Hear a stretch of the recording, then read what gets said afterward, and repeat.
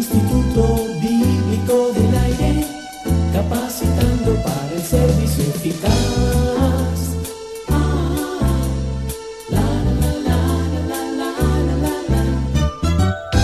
Bienvenido y bienvenida al Instituto Bíblico del Aire. Estamos considerando el capítulo 2 del Evangelio de Juan.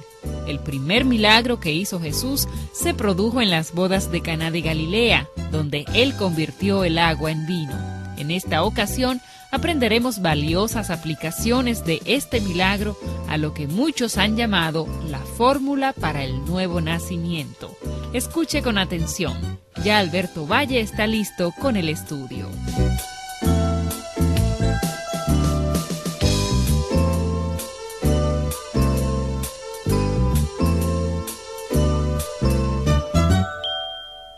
Saludos y gracias por asistir a esta nueva clase del Instituto Bíblico del Aire. En nuestro estudio anterior comenzamos a considerar el milagro de Jesús, en el cual convirtió el agua en vino y cómo este milagro se relaciona con el nuevo nacimiento. Nos dice en Primera de Pedro capítulo 1 que cuando uno es nacido de Dios o nacido espiritualmente, tal como en un nacimiento físico, se necesita una semilla, un embrión, la concepción, la gestación, el feto, luego la crisis de dar a luz y entonces el crecimiento o desarrollo. En el nacimiento espiritual la semilla es la palabra de Dios y quizás el embrión es su fe. Cuando responde a la palabra de Dios con la fe correcta, se produce la concepción espiritual, la vida espiritual nace en usted. Luego llega al punto donde se desarrolla completamente y llega la crisis de dar a luz. Entonces, el tema de Pedro es desear la leche de la palabra para que pueda crecer y desarrollarse. Tomando nuevamente el milagro de las bodas de Caná como referencia, quizás el segundo paso en la fórmula para nacer de nuevo sea llene su vasija con la palabra de Dios, llene su mente y su corazón. Simplemente venga a la palabra y sumérjase en la palabra y deje que la palabra entre en usted. Porque el agente de la obra del Espíritu Santo para el nuevo nacimiento es la palabra de Dios. El agente principal que el Espíritu Santo usa es la palabra de Dios. Así que llene su vida de la palabra de Dios. El tercer paso lo vemos cuando María le dice a los siervos, haced todo lo que os dijere. Pregúntese, ¿qué es lo que hace la palabra de Dios dinámica en su vida?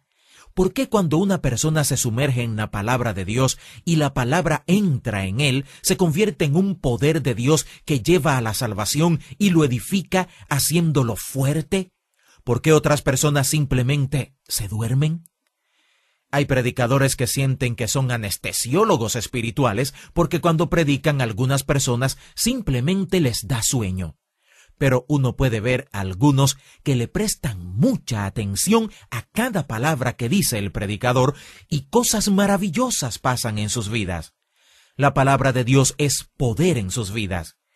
¿Cuál es la diferencia? La diferencia es que algunos ponen en práctica la palabra de Dios cuando profundizan en ella y otros no. Como el hombre bienaventurado en el Salmo 1, no andan en caminos de malos. Caminan en los consejos de Dios tal y como se encuentran en su palabra. Y eso es lo que les hace como árboles plantados junto a las corrientes de las aguas. Eso es lo que les hace fructíferos y prósperos espiritualmente. Así que este pudiera ser el tercer paso en la fórmula para el nuevo nacimiento. Haciendo un resumen de lo que hemos dicho, el primer paso es admitir que no tiene vino, que no es nacido de nuevo. El segundo paso es llenar su tinaja con la palabra de Dios, llenar su vasija con agua. El tercer paso sería que mientras está llenando su vasija con la palabra de Dios, haga lo que Cristo diga. Cuando usted profundiza en la palabra de Dios y la palabra penetra en usted, ella tocará aspectos de su vida. Quizás tocará aspectos de su vida donde le dirá, en esto usted es culpable del pecado de omisión. No es que esté haciendo algo malo, el problema es lo que no hace. La palabra es la palabra de Dios para nosotros. Nos habla acerca de cosas que tenemos que cambiar, y cuando lo hace, tenemos que obedecer. tenemos que aplicarla. Así que quizás ese sea el tercer paso en la fórmula para el nuevo nacimiento. Llene sus vasijas de agua y mientras lo esté haciendo, haga todo lo que Cristo diga. Y el cuarto paso en esta fórmula se encuentra en el versículo 8 de este capítulo 2 del Evangelio de Juan. Sacad ahora y llevadlo al maestresala. Y se lo llevaron. Si usted ha leído este pasaje anteriormente, ¿alguna vez consideró la fe que debían tener los sirvientes para hacer esto? Acababan de llenar las tinajas con 30 galones de agua cada una. Probablemente hacer eso fue un trabajo duro. Cargar el agua desde un riachuelo o quizás desde un pozo y llenar las tinajas. Cuando terminaron de hacerlo, les fue dicho, ahora empiecen a servirlo como si fuera vino. Llévenselo al maestresala y pídanle que lo pruebe. ¿No cree que esto requería de fe? Al estudiar este milagro también debe hacerse la pregunta, ¿dónde se convirtió el agua en vino? Al igual que en la alimentación de los 5,000, hay que preguntarse, ¿dónde se convirtió el almuerzo del niño, 3 panes y 2 pescados, en tanta comida para alimentar a 5,000 hombres y sus familiares? ¿Cuándo en realidad ocurrieron estos milagros? Creo que el milagro de la alimentación de los 5,000, la multiplicación de la comida, se produjo mientras pasaba de las manos de Jesús a las manos de los apóstoles, a las manos de las personas hambrientas. Cuando los apóstoles tuvieron la fe de pasar la comida, creo que allí ocurrió el milagro y fue multiplicada y bendecida. Lo mismo pasó con el agua que se convirtió en vino. Creo que se convirtió en vino cuando los sirvientes tuvieron la fe de sacar el agua y empezar a servirla como vino. Unos consideran que este es el cuarto paso en la experiencia de nacer de nuevo. En nuestra última sesión vimos que cuando algunos se encontraron con Jesús, lo primero que hicieron fue ir y buscar a alguien que amaban para contarles de Jesús. Cuando Jesús convierte su agua en vino, lo primero que usted querrá hacer es dar del vino y que otros también sean parte del gran milagro. Así que algunos ven en esta historia una alegoría que puede ser aplicada al nuevo nacimiento en 4 pasos. El primer paso es admitir que no tiene vino. Tiene que nacer de nuevo. El segundo paso, llenar su tinaja con la palabra de Dios. El tercer paso, mientras está sucediendo esto, haga lo que Él diga. Y luego, esté dispuesto a compartir ese milagro con los demás. Hay una ilustración más acerca del vino en las Escrituras, en adición a esta que es símbolo de gozo y alegría. Jesús comparó su enseñanza con el vino. Hablaba de su enseñanza como si fuera vino no fermentado, como jugo de uvas, podríamos decir. En aquellos días la gente sabía que no podían tomar vino no fermentado y ponerlo en un viejo odre o vasija de piel, porque mientras el vino se va fermentando se expande y le pone presión a la piel desde adentro. Y si la piel es vieja, rígida y frágil, no se expandirá con la presión del vino y podría causar una explosión. En tiempos de Jesús colgaban pieles de cabras en las paredes de sus casas conteniendo vino. Y si cometían el error de colocarlo en un odre viejo, un día quizás mientras dormían oirían una explosión y verían vino corriendo por la pared. Entonces sabrían que cometieron ese error. Parece ser que Jesús estaba diciendo en su discurso, mi enseñanza pondrá presión sobre ustedes una vez que haya penetrado sus mentes. Así que piensen bien cuando estén asimilando mi enseñanza. O harán lo que les digo o aguantarán la presión y explotará en sus mentes. En ese sentido, Cristo comparó su enseñanza con el vino. En conexión con esta metáfora, Él dijo que el vino añejo es mejor. Y parece que es verdad. Algunos ven en esta historia, especialmente cuando hay que sacar del agua que se convirtió en vino, una ilustración de los que pastorean o de aquellos que enseñan en la escuela dominical o de cualquier persona que tiene la capacidad de enseñar la Escritura. Un amigo predicador me dijo en una ocasión, hay veces que siento que mi predicación no tiene efecto en la gente. Muchos predicadores sienten eso. Pero la palabra de Dios es poderosa como para convertirse en el vino que la gente necesita para su gozo espiritual mientras sale de los labios del predicador a los oídos de la gente. Otros ven aquí una fórmula para el reavivamiento.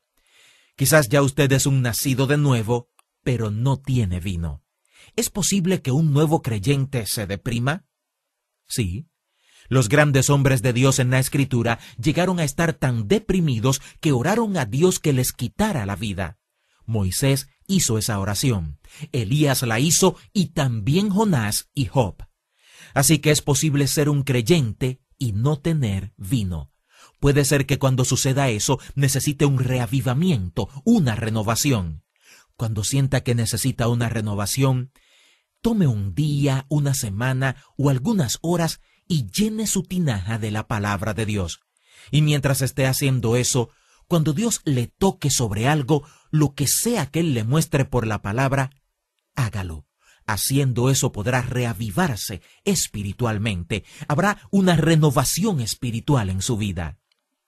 Otra aplicación que algunos hacen de esta historia es que simplemente debemos ir a Jesús y darle nuestra agua y creer que Él puede convertirla en vino. Para concluir en esta bella historia del Evangelio de Juan capítulo 2, ¿cómo nos presenta Juan a Jesús? Él es aquel que puede convertir su agua en vino.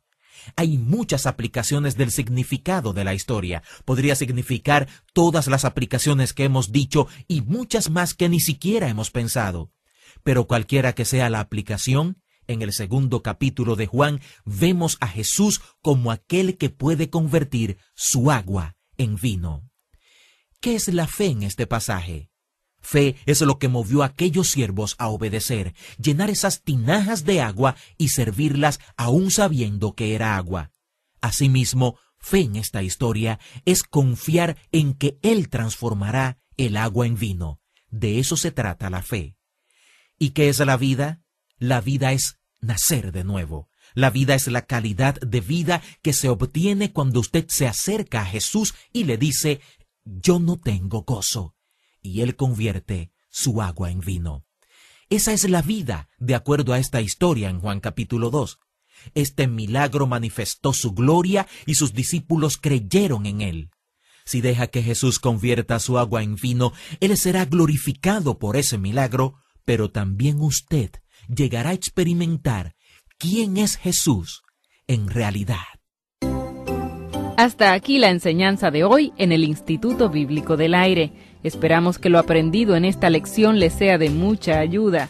En nuestro próximo programa continuaremos con los estudios sobre el Evangelio según San Juan. Entre tanto, confiamos que nos escribirá para dejarnos saber en qué forma este programa es de bendición a su vida.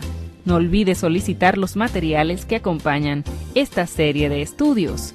Escríbanos al Instituto Bíblico del Aire, P.O. Box 2805, Miami, Florida 33265, Estados Unidos, o al correo electrónico iba@transmundial.org. Hasta nuestra próxima clase.